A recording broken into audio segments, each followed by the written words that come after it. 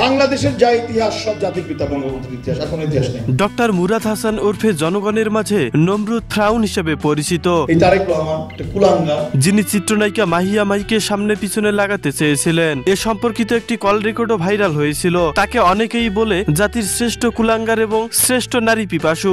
Doctor Murad যৌবনের প্রথমে ছাত্র দলের রাজনীতির সঙ্গে যুক্ত হয়ে 1986 সালে ময়মনসিংহ মেডিকেল কলেজ শাখা ছাত্র দলের প্রচার সম্পাদক হিসেবে দায়িত্ব পালন করেন। 1979 সালে তিনি ছাত্রলীগে যোগদান করেন। এর পরপরই বেগম খালেদা জিয়া এবং তারেক রহমানকে কুলাঙ্গার বলে গালিগালাজ করেন। এতেই ক্ষান্ত থাকেননি, বাংলাদেশের আলেমদের বিরুদ্ধে ঘোর ষড়যন্ত্রে মেতে উঠেছিলেন ডক্টর মুরাদ। তিনি বাংলাদেশের সংবিধান থেকে রাষ্ট্রধর্ম ইসলাম বাদ দেওয়া এবং 12তম সংশোধনী বাতিল করে 1972 সালের সংবিধান পূর্ণ বহাল করার দাবি পেশ করেন ডক্টর মুরাদ। এক ফেসবুক লাইভে তিনি বিএনপির senior vice chairman Tarek Rahman ও তার কন্যা জাইমা রহমানকে নিয়ে কটূক্তি করেন। তিনি